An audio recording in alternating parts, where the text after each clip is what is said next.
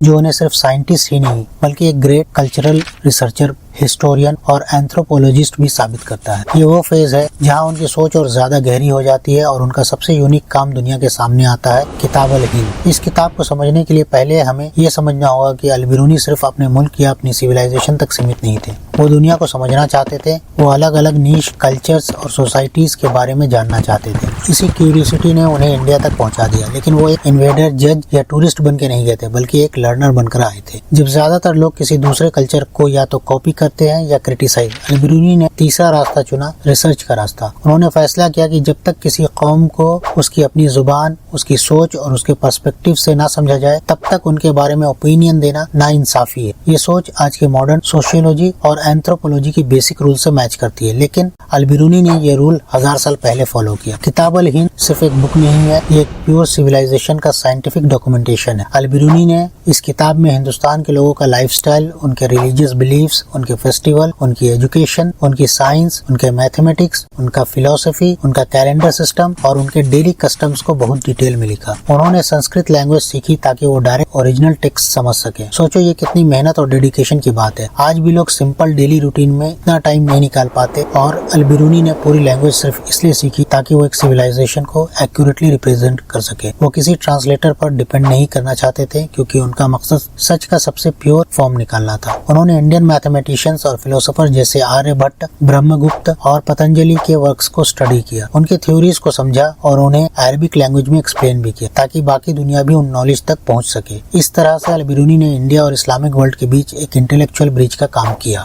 اور سب سے امیزنگ بات یہ ہے کہ انہوں نے کہیں بھی ایروگنس شو نہیں کی۔ انہوں نے لکھا کہ ہر سویلائزیشن کا اپنا وزڈم ہوتا ہے۔ انہوں نے یہ کہا کہ ہندوستان میں بہت ایڈوانس ایسٹرونومیکل نالج موجود۔ اس اسٹیٹمنٹ سے ہی ہمیں ان کی اوپن مائنڈ اور آنیسٹی کا اندازہ ہو جاتا ہے۔ کتاب الہند میں البرونی کا ایک اور بریلینٹ سائڈ نکل کر آتا ہے، ان کی نیوٹرلٹی۔ وہ کسی ریلیجن کو بڑھا چڑھا کر یا کسی کو نیچا دکھا کر نہیں لکھتے، وہ فیکٹس لکھتے ہیں۔ وہ کمپیئر کرتے ہیں لیکن جج نہیں کرتے۔ اس وجہ سے یہ کتاب آج بھی ایک ریلائبل ہسٹوریکل سورس مانی جاتی ہے۔ آج کے ہسٹورینز بھی انڈیا کے اینسینٹ ہسٹری کو سمجھنے کے لیے اس بک کا یوز کرتے ہیں۔ انہوں نے لوگوں کے social structure, caste system, gender role, education pattern اور سائنٹیفک بلیفز پر بھی نظر ڈالی۔ وہ صرف ایک کنگز اور ٹیمپلز کی بات نہیں کرتے بلکہ عام لوگوں کی زندگی کا بھی ذکر کرتے ہیں۔ یہی ایسپیکٹ انہیں ایک ٹرو اینتھروپولوجسٹ بناتا ہے۔ اس کتاب میں مذہب، سپرسٹیشن اور سائنس کا بھی کمپیریزن ہے۔ انہوں نے بتایا کہ کیسے کچھ لوگ ستاروں کو پوجتے ہیں اور کیسے کچھ لوگ علم اور ریسرچ کو امپورٹنس دیتے ہیں۔ البرونی کا مقصد کسی کا مذاق بنانا نہیں تھا، وہ سمپلی یہ دکھانا چاہتے تھے کہ انسان اور اس کی سوچ کتنی ڈائیورس ہے۔ ان کے لیے دنیا ایک بڑی کتاب تھی اور ہر قوم اس کا ایک چیپٹر، اور وہ ہر چیپٹر کو پڑھنا چاہتے تھے بنا بایاس کے، بنا غرور کے۔ اسی وجہ سے البرونی کو صرف سائنٹسٹ نہیں بلکہ ایک برج بٹوین سویلائزیشنز بھی کہا جاتا ہے۔ ان کا نام وہاں بھی عزت کے ساتھ لیا جاتا ہے جہاں لوگ ان کی لینگویج بھی نہیں جانتے۔ کتاب الہند ہمیشہ یہ بتاتی رہی ہے کہ اگر علم کو سچے دل سے اور کھلے دماغ سے سیکھا جائے تو وہ لوگوں کو لڑاتا نہیں بلکہ جوڑتا ہے۔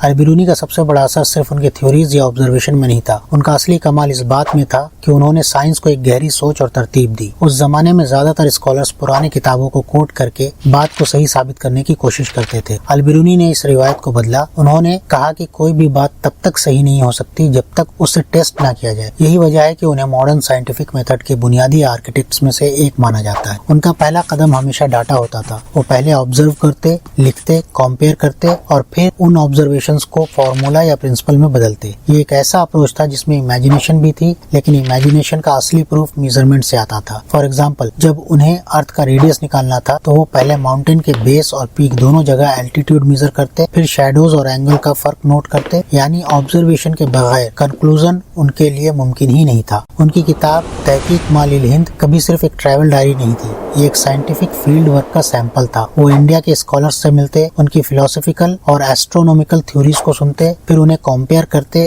عربک، گریک اور پرشین ٹیکسٹ کے ساتھ۔ وہ نہ کسی سویلائزیشن کو نیچا سمجھتے، نہ کسی کو بے حد تعریف کے قابل۔ ان کا فوکس صرف اس بات پر ہوتا کہ کون سا ڈاٹا صحیح ہے اور کس کی آبزرویشن کنسسٹنٹ ہے۔ یہ انبائزڈ اپروچ آج کے سائنٹیفک پیئر ریویو سسٹم جیسا لگتا ہے۔ ایکسپیریمنٹیشن کے معاملے میں البرونی بہت آگے کی سوچ رکھتے تھے۔ ان کا ماننا تھا کہ اگر کسی ایکسپیریمنٹ کو ریپیٹ نہیں کیا جا سکتا تو اس پر یقین نہیں کیا جا سکتا۔ یہ بات خاص طور پر ان کی ڈینسٹی اور اسپیسیفک ग्रेविटी के मेजरमेंट में नजर आती है। उन्होंने 18 से ज्यादा मेटल्स और स्टोन की डेंसिटी कैलकुलेट की और ये बताया कि हर मेटल की अपनी एक मेजरेबल आइडेंटिटी होती है। ये टेबल्स बाद में यूरोप के साइंटिस्ट के लिए फाउंडेशन बनी। उनका एक और खास पहलू था प्रिसीजन। उनके इंस्ट्रूमेंट्स उस जमाने के हिसाब से बहुत एडवांस थे। वो कॉम्पासेस को फाइन ट्यून करते, क्लिप्सिड्रा को एडजस्ट करते और न्यू इंस्ट्रूमेंट्स बनाकर ऑब्जर्वेशन को और सही बनाते। वो कहते थे गलती से बचना इंसान के बस में नहीं, लेकिन गलती को कम करना इंसान की जिम्मेदारी है। ये मॉडर्न एरर एनालिसिस का बेसिक वर्जन था। साइंस के अंदर उनके अप्रोच का एक और सेंट्रल पॉइंट था सिस्टमेटिक डॉक्यूमेंटेशन। उन्होंने हर एक्सपेरिमेंट का डिटेल लिखा, किस मौसम में हवा कैसी थी, जमीन कितनी अनइवन थी,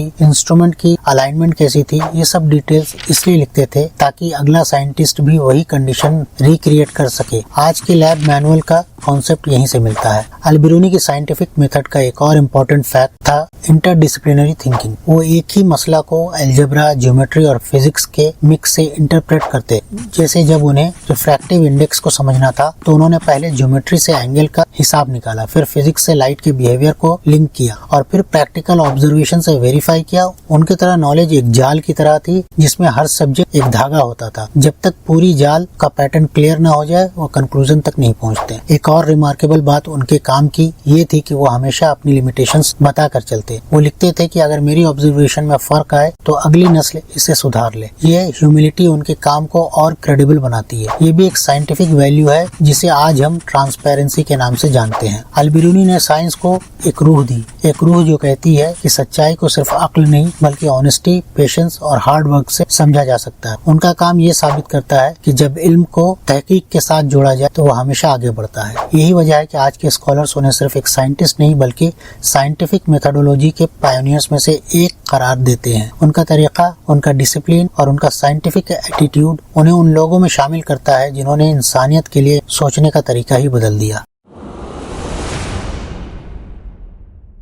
अल-बिरूनी सिर्फ एक साइंटिस्ट नहीं थे, वो अपने दौर के सबसे बड़े राइटर्स और रिसर्चर्स में भी शुमार होते हैं। उनकी लिखी हुई किताबें आज भी इल्म की दुनिया में एक कीमती खजाना माना जाता है। ये सिर्फ साइंस की बुक्स नहीं थी बल्कि history, culture, geography, astronomy, mathematics और रिलीजन तक फैली हुई थी। इससे ये समझ आता है कि अल-बिरूनी इल्म को सिर्फ सब्जेक्ट नहीं एक मिशन की तरह जीते थे। उनकी सबसे मशहूर किताब तहकीक मालिल हिंद, जिसमें आम तौर पर किताब अल हिंद भी कहा जाता है, एक शानदार मिसाल है कि एक बाहर के स्कॉलर ने किसी और सोसाइटी को कितनी गहराई से और कितनी ईमानदारी से समझने की कोशिश की। इस किताब में उन्होंने हिंदुस्तान के मजहब, रिवाज, साइंस, फिलोसफी, सोशल सिस्टम और ट्रेडिशंस का डिटेल स्टडी पेश किया। ये किताब सिर्फ हिंदुइज्म या इंडियन कल्चर का बयान नहीं है बल्कि एक कंपैरिजन है दूसरी सिविलाइजेशंस के साथ। उनका लहजा कभी बायस्ड नहीं होता। वो लिखते हैं कि मेरा काम अकीदे का फैसला देना नहीं बल्कि हकीकत को रिकॉर्ड करना है। यह अप्रोच उन्हें अपने जमाने के दूसरे राइटर्स से बहुत आगे ले जाती है। एक और अहम किताब है अल-कमून अल-मसूदी। इसे एस्ट्रोनॉमी का इंसाइक्लोपीडिया भी कहा जाता है। इस किताब को उन्होंने सुल्तान मसूद के नाम डेडिकेट किया था। इसमें प्लैनेट्स की पोजीशन, स्टार्स की मूवमेंट्स, एक्लिप्सेस की कैलकुलेशन, टाइम मेजरमेंट और ज्योग्राफिक कोऑर्डिनेट्स का डिटेल्ड सिस्टम दिया गया है। इस दौर में जब टेलीस्कोप का प्रॉपर कॉन्सेप्ट भी नहीं था तब इतनी एडवांस कैलकुलेशंस करना किसी चमत्कार से कम नहीं लगता। ये किताब बाद में यूरोपियन एस्ट्रोनॉमर्स के लिए एक रेफरेंस बन गई। उनकी एक और इम्पोर्टेंट बुक है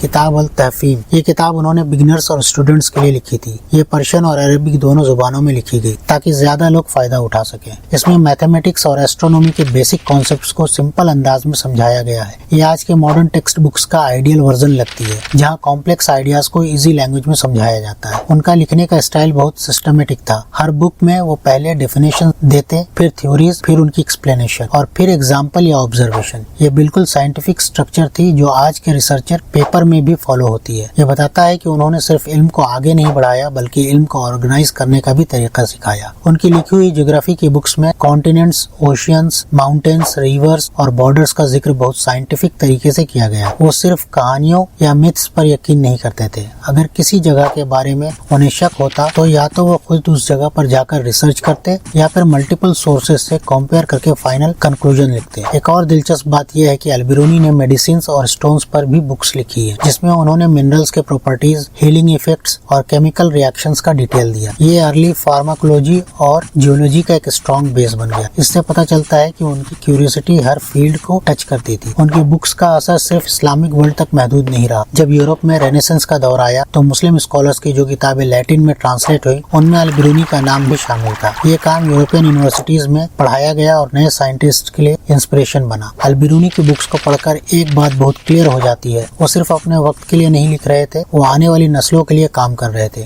ان کا لکھا ہوا ہر لفظ اس بات کا ثبوت ہے کہ علم کو زندہ رکھنے کا سب سے بہترین طریقہ اسے لکھ لینا ہے۔ ان کی لیگیسی کا ایک حصہ یہ بھی ہے کہ آج کئی یونیورسٹیز، ریسرچ انسٹیٹیوٹ اور ایون ایک مون کریٹر کا نام بھی ان کے نام پر رکھا گیا ہے۔ یہ اس بات کا گلوبل ریکگنیشن ہے کہ البرونی صرف ایک قوم کے نہیں بلکہ پوری انسانیت کے سائنٹسٹ تھے۔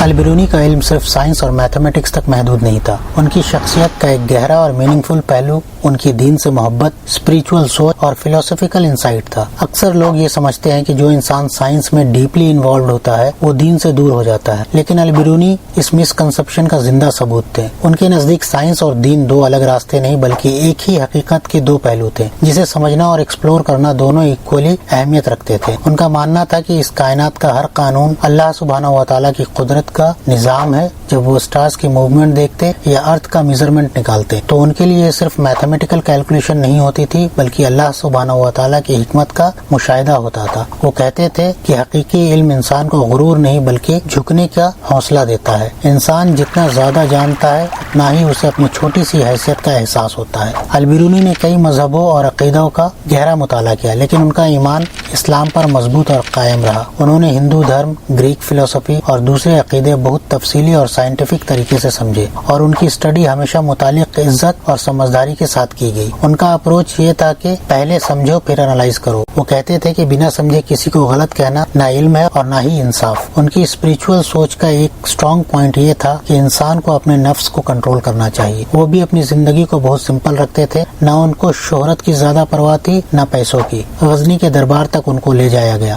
مگر ان کا دل ہمیشہ اپنے کام اور اللہ سبحانہ و تعالیٰ کی یاد میں ہی لگا رہتا تھا۔ البرونی believed in balancing science and faith. He accepted scientific ideas that didn't contradict religion, but if an idea conflicted with core religious principle, he didn't accept it blindly. This careful rational balance reflected his true wisdom. وہ انسانی اخلاق کو بھی علم کا حصہ مانتے تھے۔ ان کے نزدیک ایک اچھا سائنٹسٹ وہی ہوتا ہے جو سچ بولنے کی ہمت رکھتا ہو، لوگوں کا حق ادا کرتا ہو اور اپنے علم کا غلط مقصد کے لیے یوز نہ کرے۔ آج ہم اسے سائنٹیفک ایتھکس کہتے ہیں۔ البرونی نے یہ بات صدیوں پہلے سمجھ لی تھی۔ ان کی رائٹنگ میں کئی جگہ یہ بات ملتی ہے کہ انسان کو ہمیشہ لرننگ موڈ میں رہنا چاہیے۔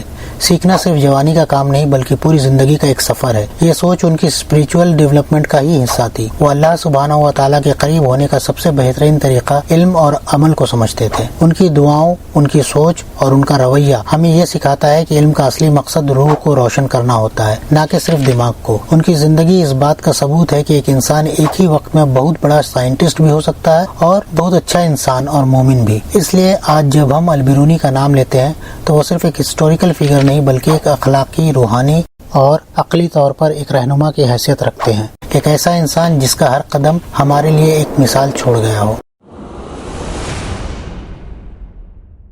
البرونی کی زندگی علم، تحقیق اور سچ کی تلاش سے بھری رہی، لیکن جیسے ہر انسان کا سفر ایک نہ ایک دن اپنے انجام تک پہنچتا ہے، ویسے ہی البرونی کا آخری سال بھی آیا۔ یہ سال ان کے لیے کمزوری، رکاوٹ کا دور نہیں تھے بلکہ ایک ایسا وقت تھا جہاں ان کا دماغ اور روح پہلے سے بھی زیادہ روشن اور گہرا ہو گیا۔ بڑھاپے کے سبب ان کا جسم کمزور ضرور ہو گیا لیکن ان کی سوچ، ان کی کیوریوسٹی اور علم کے لیے پیاس بالکل زندہ تھی۔ وہ اپنی عمر کے آخری حصوں میں زیادہ تر غزنی میں رہے۔ سلطان محمود کے بعد بھی ان کو عزت اور قدر کی نظر سے دیکھا جاتا تھا لیکن وہ دربار کی زندگی سے دور رہنا ہی پسند کرتے تھے۔ ان کا زیادہ وقت اپنی کتابوں، نوٹس اور اسٹوڈنٹس کے بیچ گزرتا۔ دن کا اکثر حصہ لکھنے، پڑھنے اور سوچنے میں بیت جاتا۔ ایسا لگا کرتا تھا کہ وہ وقت سے ریس لگا رہے ہیں، جیسے کہ ہر سانس کے ساتھ کچھ اور ویلیبل لکھ دینا چاہتے ہوں۔ تاریخ کے مطابق البرونی نے اپنی زندگی میں 140 سے زیادہ کتابیں لکھی جن میں سے آج کچھ ہی باقی رہ سکی ہیں، لیکن جو رہ گئی ہیں وہ ان کی عظیم سوچ کا پتہ دیتی ہیں۔ یہ اس بات کا ثبوت ہے کہ انہوں نے اپنی زندگی کا ہر لمحہ علم کے لیے وقف کر دیا تھا۔ ان کی وفات کا ذکر کرتے ہوئے ہسٹری ایک بہت ایموشنل واقعہ بیان کرتی ہے۔ کہا جاتا ہے کہ اپنی موت کے بالکل قریب انہوں نے ایک فقہی مسئلہ پوچھا تھا۔ جب لوگوں نے کہا کہ اس حالات میں رہ کر ان باتوں کا کیا فائدہ، تو انہوں نے کہا یہ بہتر ہے کہ میں اس دنیا سے علم کے ساتھ جاؤں نہ کہ جہالت کے۔ یہ ایک جملہ ان کی پوری زندگی کا خلاصہ بن جاتی ہے۔ یہ ان کے ٹرو علم کے عشق کا سب سے بڑا ثبوت ہے۔ البرونی کا انتقال 1048 ء کے قریب مانا جاتا ہے۔ ان کی وفات کے بعد کوئی بڑا شور، کوئی قصر یا کوئی آزاد السوق جیسا جلسہ نہیں ہوا، لیکن جو چیز رہ گئی وہ ان کا علم تھا، جو ہر صدی میں زندہ رہا، کبھی ایک کتاب کے ذریعے، کبھی ایک ریفرنس کے طور پر، کبھی ایک انسان کی سوچ میں بدلاؤ کی صورت میں۔ ان کی لیگیسی صرف ہسٹوریکل پیجز تک محدود نہیں رہ گئی۔ ماڈرن سائنس، جغرافی، ایسٹرونومی اور فزکس کے کئی کانسیپٹ پر ان کی ریسرچ کا اثر دکھائی دیتا ہے۔ آج بھی ان کے نام پر یونیورسٹیز، ریسرچ سینٹرز، اسکالرشپ اور سائنٹیفک ایوارڈز موجود ہیں۔ مون کا ایک کریٹر البرونی کے نام سے جانا جاتا ہے۔ ایک ایسٹرائڈ کا نام بھی ان کے لیے رکھا گیا ہے۔ یہ اس بات کا ثبوت ہے کہ دنیا ان کے کنٹریبیوشن کو آج بھی تسلیم کرتی ہے۔ اسلامک ورلڈ کے لیے البرونی ایک گولڈن سمبل ہے، جو یہ دکھاتا ہے کہ مسلم دنیا نے صرف دین میں ہی نہیں بلکہ سائنس اور دنیا کے علم میں بھی بہت بڑا کنٹریبیوشن دیا۔ ان کا کام ایسٹ اور ویسٹ کے درمیان ایک برج کا کام کرتا ہے، جس کے ذریعے نالج اور آئیڈیاز ایک جگہ سے دوسری جگہ سفر کر سکے۔ ان کا اصلی مقام شاید ان کی قبر سے بھی زیادہ ان کے آئیڈیاز میں ہے۔ آج کا اسٹوڈنٹ جب کسی فارمولا کو پڑھتا ہے یا کسی میپ کو دیکھتا ہے یا کسی اسٹار کے بارے میں معلومات حاصل کرتا ہے تو کہیں نہ کہیں البرونی کی سوچ کا اثر ہوتا ہے، چاہے اسے اس بات کا احساس ہو یا نہ ہو۔ البرونی نے اپنی زندگی سے یہ سبق دیا کہ علم ہی اصلی وراثت ہے، نہ محل، نہ دولت، نہ تاج، صرف دانش اور سچ کی تلاش انسان کو امر بناتی ہے۔ البرونی کی زندگی ایک کھلی ہوئی کتاب کی طرح ہے، مگر یہ کتاب عام کہانی نہیں ہے، یہ ہمت، جنون، صبر اور علم سے لکھی گئی کہانی ہے۔ ایک ایسا انسان جو اپنے دور سے صدیوں آگے سوچتا تھا، جب دنیا کے زیادہ تر لوگ زندگی کو صرف روزی، روایت اور ڈر کے ساتھ گزار رہے تھے، تب البرونی پوچھ رہے تھے، سمجھ رہے تھے اور لکھ رہے تھے۔ وہ نہ صرف اپنے لیے علم حاصل کر رہے تھے بلکہ اپنے آنے والی پوری انسانیت کے لیے راستہ بنا رہے تھے۔ ان کی زندگی کا سب سے بڑا سبق یہ ہے کہ علم کی کوئی حد نہیں ہوتی۔ ایک انسان چاہے کسی گاؤں کا ہو یا کسی سلطنت کا، اگر اس کے اندر سیکھنے کا جذبہ ہو تو وہ دنیا بدل سکتا ہے۔ البرونی نے ہمیں سکھایا کہ علم صرف نورتنوں یا فیکٹریز میں ہی پیدا نہیں ہوتا، کبھی کبھی وہ ایک تنہا کمرے میں، پرانی کتابوں کے بیچ اور خاموشی کے اندر بھی پیدا ہوتا ہے، اور جب وہ علم پیدا ہوتا ہے تو صدیوں تک زندہ رہتا ہے۔ وہ ماڈرن سائنس کے فاؤنڈیشن کا حصہ ہیں، لیکن ساتھ ہی وہ روحانی انسان بھی تھے۔ ان کے لیے انکوائری اور عبادت الگ چیزیں نہیں تھی، یہ ایک ہی سفر کے دو قدم تھے۔ یہی وجہ ہے کہ ان کا علم ہمیں صرف اسمارٹ نہیں بلکہ ہمبل بنانا بھی سکھاتا ہے۔ وہ کہہ گئے کہ جتنا زیادہ ہم جانتے ہیں اتنا ہی ہمیں اپنی کمزوری کا احساس ہوتا ہے۔ یہ بات آج کے ٹائم میں اور بھی زیادہ ریلیونٹ لگتی ہے۔ آج ہماری دنیا ٹیکنالوجی سے بھری ہوئی ہے، ہر چیز ایک کلک پر مل جاتی ہے، پھر بھی بہت سے لوگ اپنی اصلی کیپیبلٹی کو ایکسپلور نہیں کرتے۔ البرونی کی کہانی ہمیں جگاتی ہے، وہ بتاتی ہے کہ ریئل جینیس ہونا مطلب بریلینٹ نہیں بلکہ کیوریس ہونا ہوتا ہے۔ سوال پوچھنا، چیزوں کو سمجھنے کی کوشش کرنا اور سچائی کے پیچھے لگ جانا ہی اصلی علم کا راستہ ہے۔ یہ ویڈیو صرف ایک ہسٹوریکل بایوگرافی نہیں بلکہ ایک ریمائنڈر ہے کہ ہم بھی کچھ الگ کر سکتے ہیں۔ شاید ہم سائنٹسٹ نہ بنے، شاید ہم اسکالر نہ بنے، لیکن اپنی زندگی میں البرونی کے نقش قدم پہ چل سکتے ہیں۔ ہم اپنے فیلڈ میں بیسٹ بن سکتے ہیں، بس کنڈیشن یہ ہے کہ ہمیں سیکھنا کبھی نہیں چھوڑنا ہوگا۔ البرونی نے دنیا کو یہ بھی دکھلایا کہ ہر مذہب، ہر کلچر اور ہر سوسائٹی میں سیکھنے کے لیے کچھ نہ کچھ ہوتا ہے۔ ان کا اپروچ نفرت نہیں، کیوریوسٹی تھا۔ وہ ملاتے تھے، توڑتے نہیں تھے۔ یہ سوچ آج کے زمانے میں اور بھی زیادہ ضروری ہے، جہاں لوگ ڈفرینس کو ڈر اور غصہ بنا دیتے ہیں۔ اس فیس لیس ویڈیو کے اینڈ پر آڈینس کو صرف ایک نام یاد نہیں رہنا چاہیے، انہیں ایک فیلنگ رہنی چاہیے، ایک موٹیویشن کہ اگر 1000 سال پہلے لمیٹڈ ریسورسز کے باوجود ایک انسان اتنا کچھ دریافت کر سکتا ہے تو آج ہم کیوں نہیں۔ البرونی کا سفر وہاں ختم ہو گیا جہاں ان کی سانسیں رکی، لیکن ان کی سوچ کا سفر آج بھی جاری ہے۔ ہر پڑھائی کرنے والے اسٹوڈنٹ، ہر پیغام ڈھونڈنے والا ریسرچ اور ہر حقیقت کا تلاشگار، ان سب کے ساتھ البرونی زندہ ہے، اور شاید اس ویڈیو کو دیکھنے کے بعد ان لوگوں کے ساتھ بھی زندہ ہو جائے جو آج ہی ایک نیا سوال پوچھنے کا فیصلہ کریں۔ یہاں ختم ہوتا ہے البرونی کا سفر، لیکن آپ کا سفر یہاں سے شروع ہوتا ہے۔